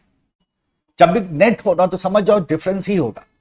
जैसे आप कहते हैं net present value, so net present value का मतलब होता है present value of cash inflow minus present value of cash outflow. जैसे आप कहते हैं नेट वर्किंग कैपिटल, उसका मतलब होता है current assets minus current liability. So whenever there comes the word net, इसका मतलब there is some difference. So this is net proceed. Net proceed का मतलब हुआ कितना प्रोसीड हमें मिला बाय इशूइंग द डिबेंचर। अब हमारा एक इशू प्राइस था जिस प्राइस पे हमने डिबेंचर को इशू किया था, बट क्या ऐसे ही हो जाता है? तो जवाब है नहीं। जब कंपनी डिबेंचर इशू करती है तो उसके कुछ खर्चे भी होते हैं, जैसे हो सकता है कि ब्रोकरेज फी देना पड़ा, कुछ एडमिनिस्ट्रेशन चार्जेस आपके जाएंगे, फीस जाएंगे, प्रिंटिंग का आपका कॉस्ट आएगा। So there are certain issues, certain expenses as well.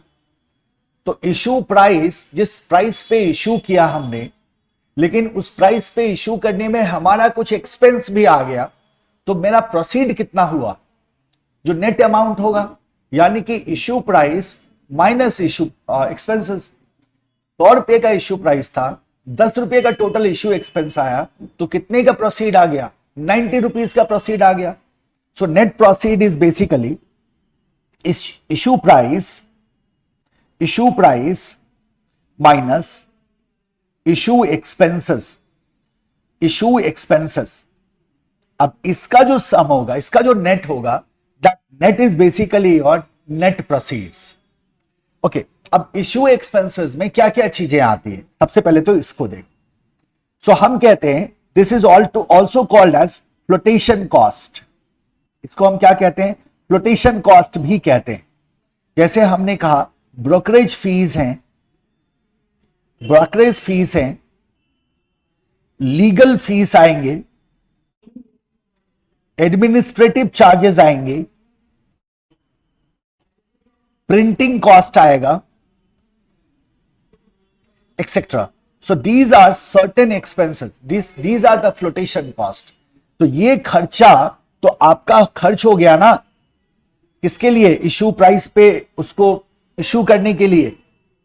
सो अगर इशू एक्सपेंसेस, तो हमने कहा let's say if the issue price is of ₹100, that is our issue price, and minus the flotation cost is of ₹10, so that is our flotation cost, मतलब issue expense। तो उस condition में कितने का proceed आया? 90 rupees is my net proceed. अब याद रखना है, नेट प्रोसीड में आप फेस वैल्यू उठा के मत डाल देना। 100 रुपए का फेस वैल्यू बोला और कुछ आपको फ्लोटेशन चार्जेस दिखा दिया, तो नेट प्रोसीड हमेशा face value minus flotation charges होगा, फिर जो वैल्यू आएगा that is our net value. Okay, अगर what if issue expenses are not given, so हमने क्या कहा कि सर हां ये बड़ी अच्छी बात है, अगर if issue expenses not given, अगर फ्लोटेशन कॉस्ट नहीं दिया हुआ हो तो नॉट गिवन, तो क्या करोगे? Take it as 0। इसको क्या ले लो आप? 0 ले लो। मान के चलो कि नहीं है तो क्या हो जाएगा? 0 हो जाएगा। लेकिन अगर कोई भी वैल्यू गिवन है तो उस कंडीशन में हमें क्या करना होगा? नेट प्रोसीड तक पहुंचने के लिए फ्लोटेशन कॉस्ट को माइनस करना होगा। सो this is what the flotation cost. Further सोचो, नोट, फिर से एक नोट लो। इसी पे अभी हम नेट प्रोसीड पे ही हैं, इस पे हम अभी नेट प्रोसीड पे ही हैं। फर्दर सोचो, right? Now take an example in note that you have 8% debt of face value ₹100 issued at a discount of ₹5 and flotation cost is ₹5। अब जरा इस एग्जांपल को देखो। So we have 8% debt. So this is our coupon rate, correct? The face value is ₹100. So this is our issue price. This is our face value. This is our issue price given. Issued at a discount of ₹5. So this is our face value of rupees 100, but this bean is issued at a discount of rupees 5. अगर 5 रुपये पे discount पे issue किया गया तो मेरा issue price रहा क्या 100 रुपीज? नहीं रहा ना, यानी कि 5 रुपए का तो हम डिस्काउंट दे रहे हैं, तो इट मींस जो मेरा नेट प्रोसीड होगा that will be rupees 100 minus rupees 5. इसको तो मुझे माइनस करना होगा. And then there is the flotation cost of rupees 5, यानी कि जो मेरा नेट प्रोसीड हो जाएगा that will be of rupees 90, where this rupees 5 is my discount and this rupees 5 is my flotation cost. So if discount is given, तो हमें discount को भी क्या करना है, ट्रीट करके चलना है ना. इसके अलावा कोई पॉसिबिलिटी है सर? नहीं बालक, बस हो गया. इस फॉर्मूला में बस यही है, इसी का ध्यान रखना है. इसके अलावा ये इसमें कुछ भी नहीं किया जा सकता, कुछ भी नहीं. आई अपन एनपी इफ प्री टैक्स, और अगर पोस्ट टैक्स पूछे 1 minus T. So it's interest divided by net proceed. What is the KD? Interest divided by net proceed. So what is my net proceed, and against which what interest is being paid is the cost. So interest divided by net proceed. Post tax करना चाहे, interest divided by net proceed multiplied to 1 minus t. Correct? So this is your cost of irredeemable debt. Now take up a question. Example question ले लो. 1000 15% debt of face value rupees 100 each.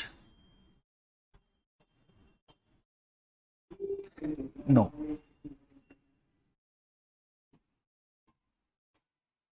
We will take the illustration now. Illustration ही ले लेते हैं, है ना. Basic example करके क्या फायदा. Illustration 1. So this is our question number 1. Q1. तो पहले क्वेश्चन में हम इलस्ट्रेशन को देख लेते हैं. इलस्ट्रेशन देखो तो सिंपल है सर, ठीक है. तो बालक सिंपल तो है, बहुत सिंपल है ना. लेकिन ऐसे सवाल लगता है आपको आएंगे एग्जाम में? नहीं ना, बिल्कुल सही बात. ये बस कॉन्सेप्ट के लिए है, ज्यादा उम्मीद मत कर लेना, है ना. ऐसे सवाल एग्जाम में नहीं आते.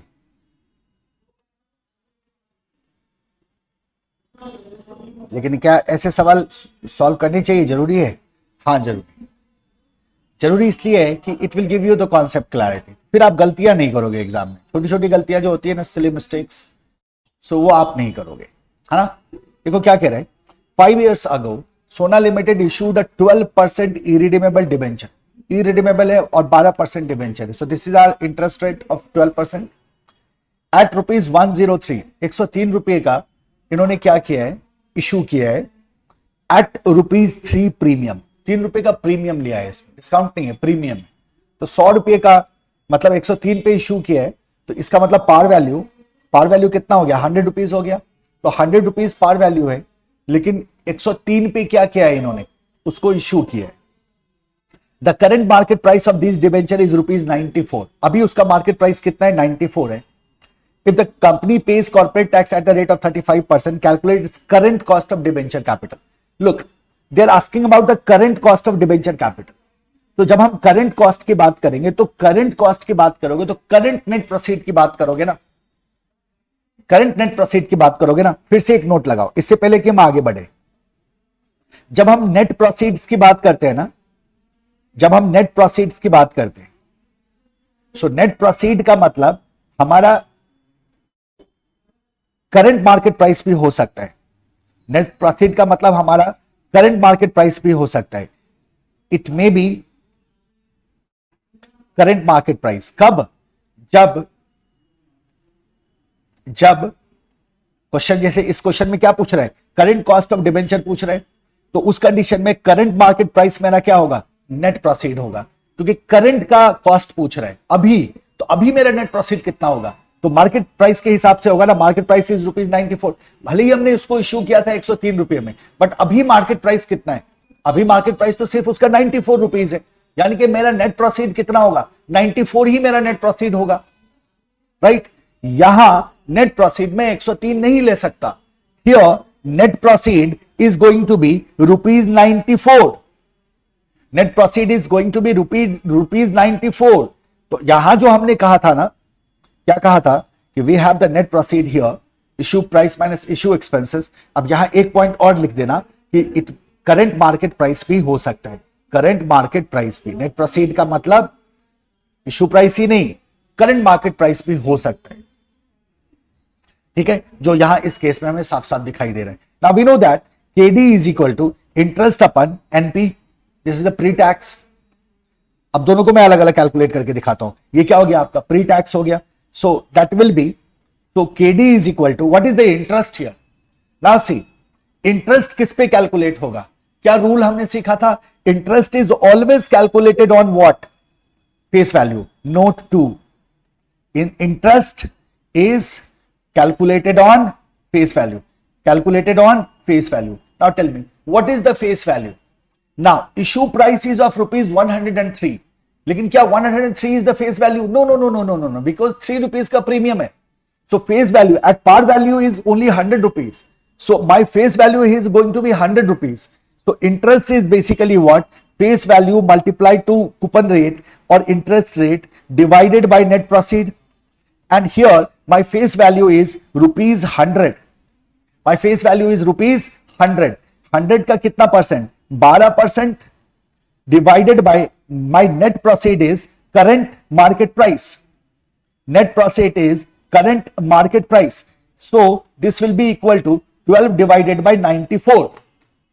That will be my KD. 12 divided by 94. This gives you 0.1276, यानी कि 12.76%। लेकिन ये प्री टैक्स है, याद रखना। ये क्या है? ये प्री टैक्स है। अभी हमने टैक्स एडजस्ट नहीं किया। ये क्या है? ये प्री टैक्स है। अगर मैं पोस्ट टैक्स कैलकुलेट करूं, so what will be my formula? That will be KD is equal to I divided by NP 1 minus T. ये क्या हो जाएगा? पोस्ट टैक्स हो जाएगा। So is equal to 12 divided by 94 1 minus, और जो tax का परसेंटेज है ना, that is of 35%. तो 1 minus 0.35 is equal to, है ना? तो क्या बोलोगे? 12.6576 multiplied to point is equal to 0.0829. तो क्या हो गया बालक? is equal to 8.3%. So KD post tax is equal to 8.3%. This is our answer. ठीक है ना? अच्छा, प्री टैक्स हमें कैलकुलेट करके दिखाना है क्या? सर नहीं, बिल्कुल नहीं, मैंने तो ऐसे ही बताया आप, है ना? हमसे पूछा जा रहा है, मतलब जब whenever they ask the cost of debt, it's a post tax. जब तक लिखे ना कि प्री टैक्स कैलकुलेट करके दो, तब तक आपको प्री टैक्स के बारे में सोचना ही नहीं है। हाँ, प्री टैक्स जब तक पूछे ना, तब तक आपको नहीं सोचना है। पूछ दिया तो आपको टैक्स एडजस्ट करके उन्हें बता देना है, right? So this is your the solution of the question. It's very simple question, isn't it? अगर इसको थोड़ा सा कॉम्प्लिकेट करें तो क्या होगा? तो लेट्स कॉम्प्लिकेट इट। मैं आपको सवाल दे रहा हूं, इसको सॉल्व करो। Let's complicate it. So you want find it in study mat, तो आप इसको लिख लो। क्वेश्चन नंबर 2,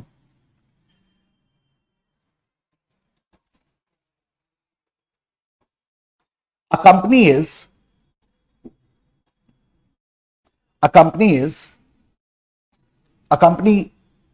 issued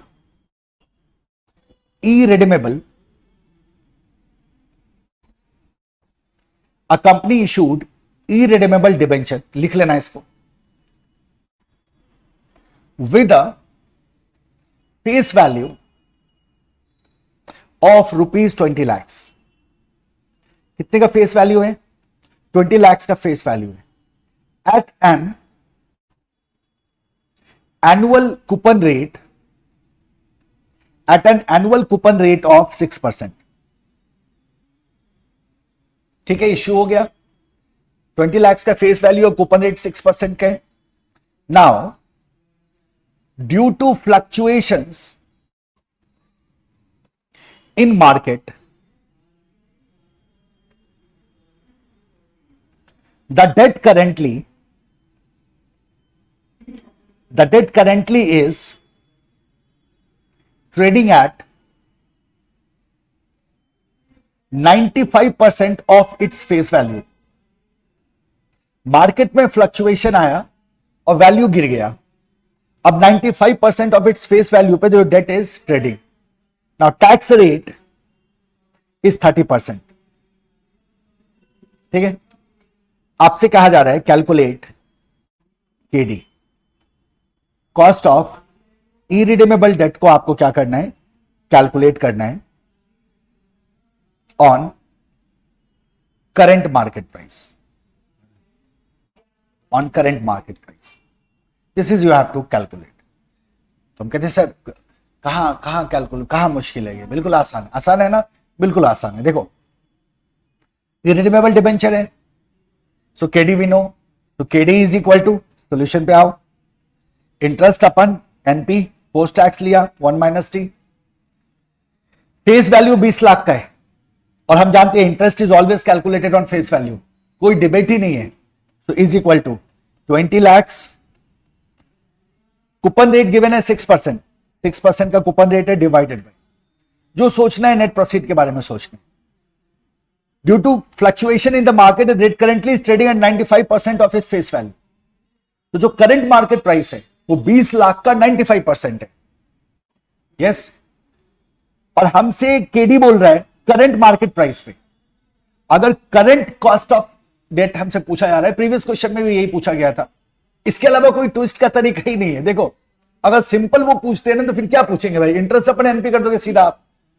तो दे कैन कॉम्प्लिकेट, मतलब they can try to complicate by using only 3 things. हमने कहा था कुछ भी पंगा है तो नेट प्रोसीड में है ना, इंटरेस्ट में वो कुछ कर नहीं पाएंगे ज्यादा, नेट प्रोसीड में ही वो दाएं बाएं कर सकते हैं। नेट प्रोसीड में कहां मेरा इशू प्राइस आएगा, कहां फ्लोटेशन कॉस्ट को एडजस्ट करना होगा, कहां मेरा करंट मार्केट प्राइस आएगा, these are the only variations possible, right.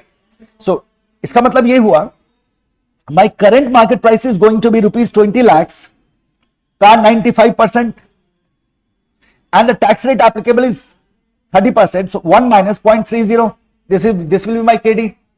तो कितना हो रहा है देखो, 1,20,000, 20 लाख का 90% कितना होगा, 95%, सॉरी 19 lakhs 1.70।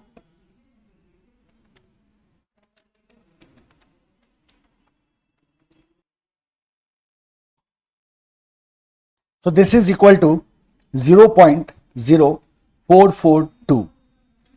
So KD क्या हो गया मेरा, 4.42%, 4.42%। This is your answer. क्या हो गया, आपका आंसर हो गया। सो this is your irredeemable debenture, this is your irredeemable debenture. चलते हैं सेकंड, रेडीमेबल डिबेंचर। ओके, तो रेडीमेबल डेट का मतलब क्या हुआ, रेडीमेबल डेट का मतलब हो गया कि इसका एक मैच्योरिटी पीरियड होगा, comes with maturity period, comes with maturity period. इसका एक मैच्योरिटी पीरियड होगा और इसका एक रिडेम्पशन वैल्यू होगा, इसका एक रिडेम्पशन वैल्यू होगा। ठीक है, सो नेट प्रोसीड तो होगा ही होगा, साथ ही साथ रिडेम्पशन वैल्यू भी होगा।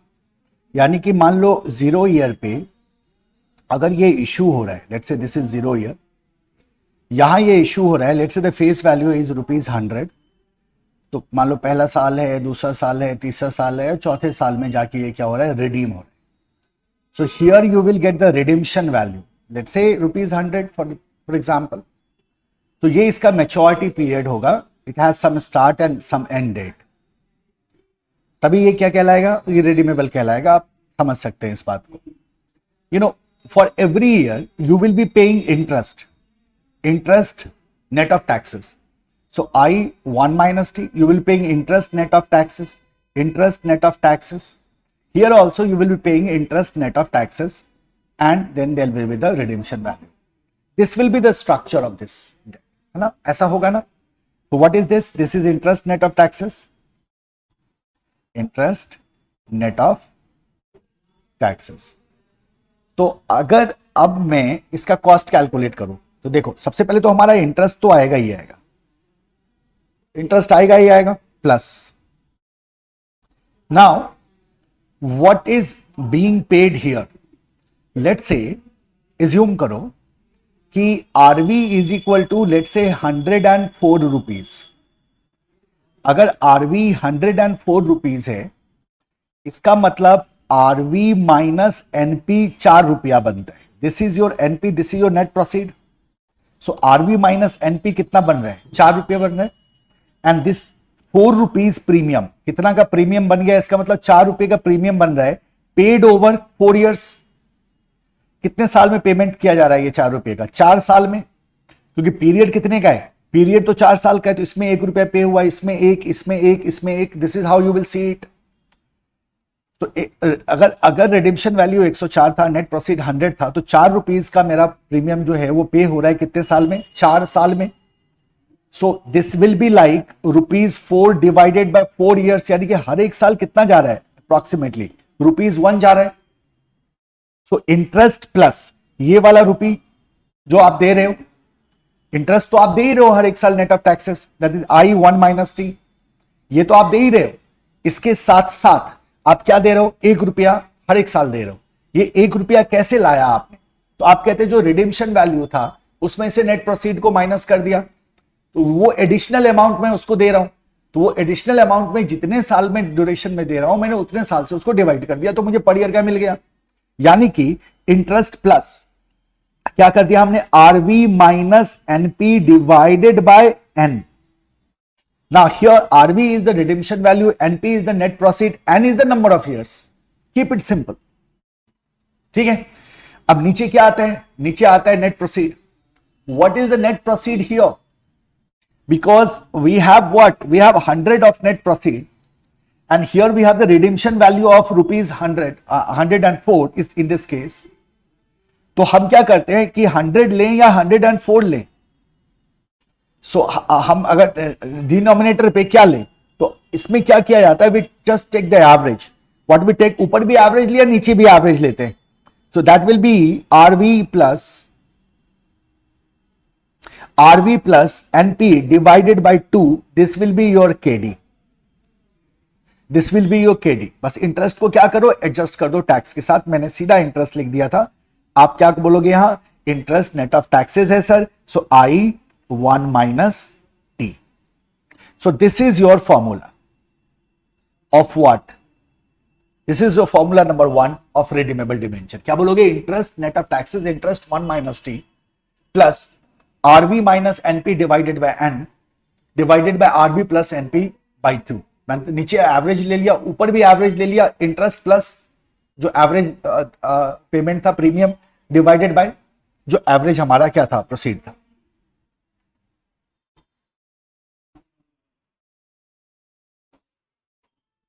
Done. So this is your formula 1। अब यहां क्या हो सकता है जरा देखो, अब इस बात को समझो आप। If in question, if discount और प्रीमियम, अगर जो डिस्काउंट और प्रीमियम दिया हुआ है दैट इज टैक्स डिडक्टेबल, अगर वो टैक्स डिडक्टेबल हो तो क्या होगा? Now we know that if there is discount or premium and that is tax deductible, तो ये जो मैंने आरवी माइनस एनपी किया है, ये जो आरवी एनपी मैंने लिया है, इसमें भी एडजस्टमेंट दिखना चाहिए टैक्स का। तो वो कैसे हो सकता है? क्योंकि अभी जो हमने इस फॉर्मूला में जो हमने टैक्स को यहां किया है, that is we use that in interest only. But if we say the discount and premium is tax deductible, in that case is 1 minus T को हमें सब पे अप्लाई करना होगा, इंटरेस्ट पे भी, आरवी पे भी, एनपी पे भी। So how we can do that? तो सिंपली क्या बोलेंगे हम? Sir KD is equal to interest ले लिया plus RV minus NP divided by N divided by RV plus NP divided by 2, 1 minus T को लास्ट में जाके क्या कर दो? मल्टीप्लाई कर दो। सो ये जो फॉर्मूला 2 है, ये हम यूज करेंगे एक ही कंडीशन में, and that condition is when the discount and premium is tax deductible. Otherwise we will be using this formula. In most of the cases आप फॉर्मूला 1 ही यूज करोगे, फॉर्मूला 2 को आपको यूज करने की जरूरत नहीं आएगी। ठीक है, क्लियर है? So interest plus RV minus NP divided by N and RV plus NP divided by 2, N क्या है यहां, N is equal to number of years. RV NP क्या है ये लिखने की हमें जरूरत नहीं है। आई क्या है, आई आप जानते हैं, I is interest, and T क्या है, T is the tax rate. आ जाओ नेक्स्ट नोट, नोट 2। ठीक है, so we have redemption value and we have net proceed. और हमने देखा कि हमने ऊपर क्या किया, redemption value net proceed divided by number of years, तो we see the spread. And नीचे हमने redemption value plus net proceed divided by 2, so we took the average. अब ध्यान रखना कि ये हमारा अप्रोक्सीमेशन मेथड है। ये कौन सा मेथड है, ये अप्रोक्सीमेशन है, जिसमें हमने क्या कहा था कि we use the direct formula. RV और एनपी में अगर गैप कम हो तब तो ये ठीक है, लेकिन जैसे जैसे आरवी और एनपी का गैप बढ़ता है, अब फॉर एग्जाम्पल आरवी मान लो, एनपी मान लो, जो नेट प्रोसीड है दैट इज ₹1000 और जो रिडेम्पशन वैल्यू है दैट इज ₹5 lakhs। अब जो इसका जो डिफरेंस है ना वो बहुत ज्यादा है। अगर net proceed is ₹1000 and RV is ₹1500, तो इसका डिफरेंस इतना ज्यादा नहीं है, बट इसका डिफरेंस बहुत ज्यादा है। और जब डिफरेंस बहुत ज्यादा हो जाता है तो उस कंडीशन में ये मेथड हमारे लिए सुटेबल नहीं रहता। इसको ध्यान में रखना है। अगर क्वेश्चन में कुछ नहीं लिखा रहेगा कौन सा मेथड है, बट वो आरवी और एनपी का गैप आपको एबनॉर्मल दिखेगा, क्वेश्चन पढ़ते ही समझ जाओगे कि यार ये बहुत गैप है। और जैसे ही ये बहुत गैप दिखे तो आपको ये मेथड यूज नहीं करना है। So note 2, if RV minus NP is very high, if RV minus NP is very high, then accuracy is lower. So don't use this formula in that case. Don't use this formula in that case. तो आपको उस case में इन फॉर्मूले को use नहीं करना। आपको उसमें इसको यूज नहीं करना, तो क्या करोगे, इंस्टेड यूज पीवी मेथड। तो दूसरा मेथड यूज करेंगे। दो मेथड है ना हमारे पास, एक है पीवी मेथड YTM और एक है हमारे पास अप्रोक्सीमेशन। तो अप्रोक्सीमेशन तभी यूज करेंगे जब आरवी और एनपी का क्या हो, गैप कम हो। ठीक है, एक और नोट लिखो, नोट 3। अब यही सिखाना है मुझे ना, मेरे फास्ट ट्रैक में तो आप यही सीखोगे ना। सबसे इंपॉर्टेंट है you are getting a summary notes, आपका नोट्स बन रहा है ना साथ ही साथ, तो क्विकली रिवाइज करने में आपको बड़ा आसान रहेगा। मैं बहुत जल्दबाजी में नहीं करूंगा, मतलब बुक पे मैंने ऐसे ऐसे टिक कर दिया, चैप्टर खत्म हो गया, मैं ऐसा नहीं करने जा रहा हूँ। We are going to give handsome number of lectures, but कम से कम में, मतलब कम, रेगुलर बैच का तो 50% में हमारा खत्म हो जाएगा। लेकिन हम सब कुछ कवर करने जाए, तो जो आप नोट बना रहे हो ना उसमें अच्छे से नोटिंग करना, उसको उसी को रिवाइज करो, बार बार उसी को रिवाइज करो। और लास्ट में जब मैं आपको 1.5 डे स्ट्रैटेजी दूंगा तो आपके लिए चीजें बहुत आसान हो जाएंगी। नोट 3 पे आ जाओ। Don't use this formula, don't use this formula in case of gradual redemption of bond. अगर ग्रेजुअल रिडेम्पशन हो तो उस केस में भी ये फॉर्मूला यूज नहीं होगा। इंस्टेड किसको यूज करोगे आप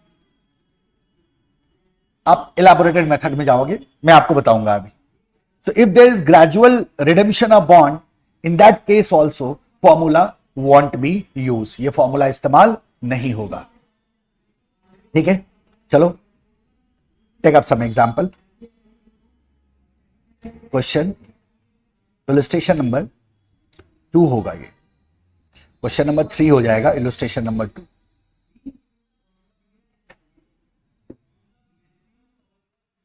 देखो क्या कह रहा है,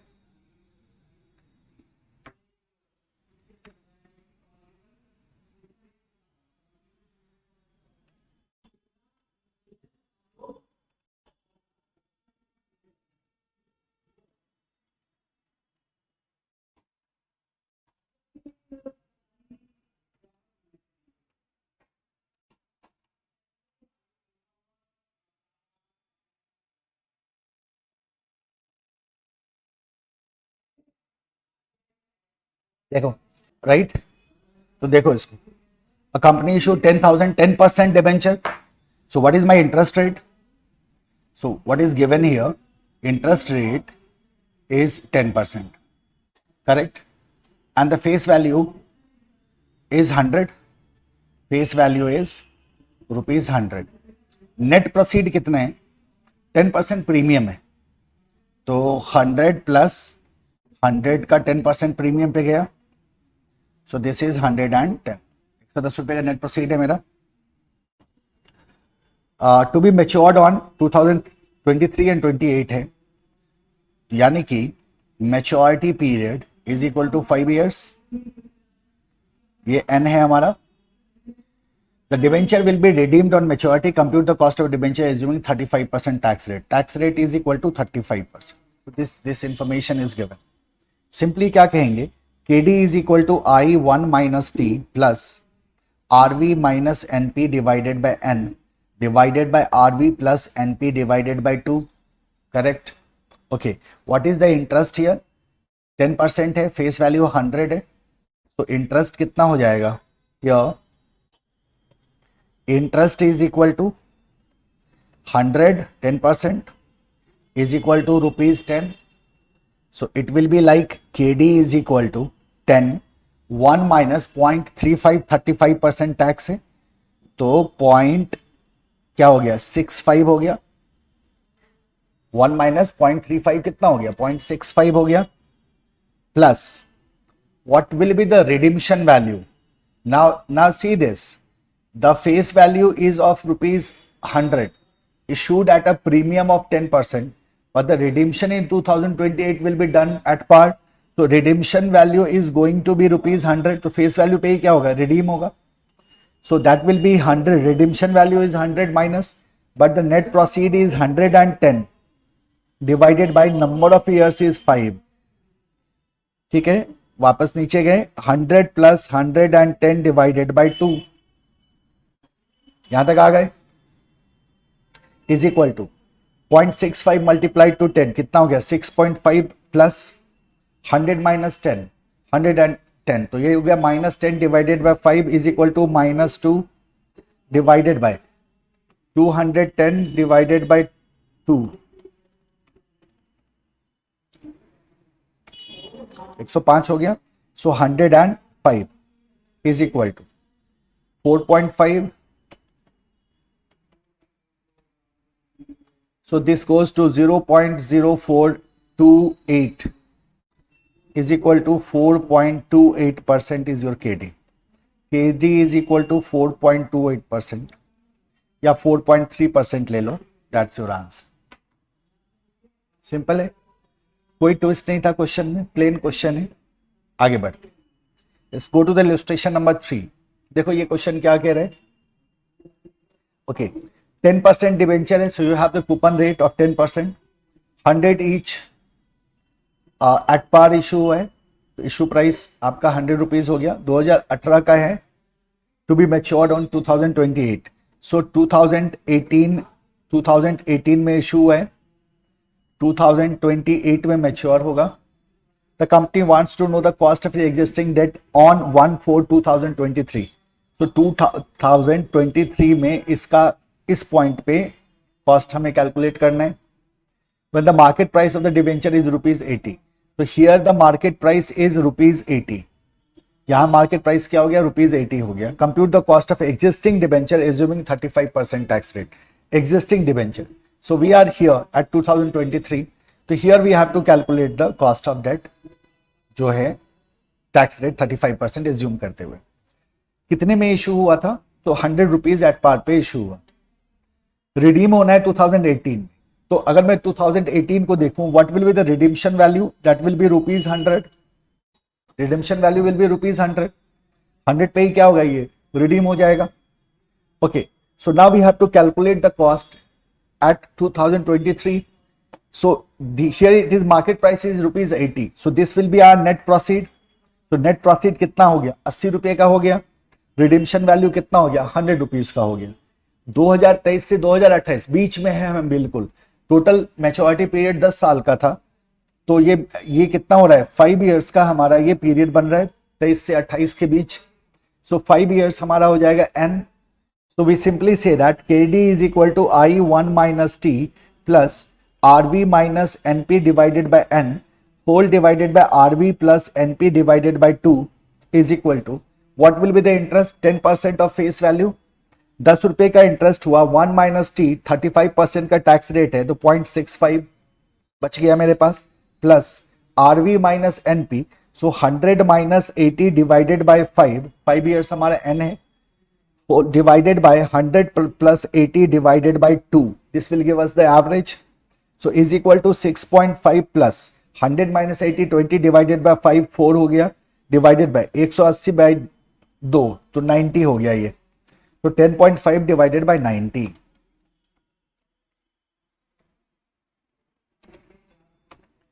90. So this gives you 0.1166. 0.1166. So what will be the KD? KD is equal to 11.66% answer. This is your answer. As simple as it is. ठीक है, तो ये था आपका cost of irredeemable debt. Correct. Total बालक मैं आपको पहले ही बता दूं, we will be taking total let's say 6 lectures in this chapter. 6 lecture लेंगे हम. 4 लेक्चर के आसपास हम लेंगे जो छोटे लेक्चर्स 2-2 घंटे का होता है आपका, वो हम लेंगे कॉन्सेप्ट का. And then after 2 long lectures जो हम लेंगे प्रॉब्लम्स का. राइट. सो टोटल हम 5 to 6 max number of lectures we are going to take in this chapter. ये आपका पहला लेक्चर था. अब अभी तक आपने जितना भी पढ़ा है ना, उसको क्या करना है, अपने बुक से, आपके पास अगर बुक अवेलेबल है, बुक आपको डिलीवर हो भी गया होगा, है ना, तो डेफिनेटली अपने बुक से क्या करो, उसको एक बार गो थ्रू कर लो. Right. Go through every concept, एक बार अच्छी नज़र से उसको देख लो. आपके पास नोट्स है और फिर दोबारा आपको बुक को रेफर करने की जरूरत नहीं. या आप अगर मान लो आप स्टडी मैट को फॉलो कर रहे हो तो स्टडी मैट को भी आप देख सकते हैं. फिर मतलब एक ही बार देखना है अभी, और that is the last time. दोबारा आपको पलट के देखने की जरूरत नहीं है. अब आप जब भी रिवीजन करोगे आपको अपने क्लास नोट्स को ही यूज करना है.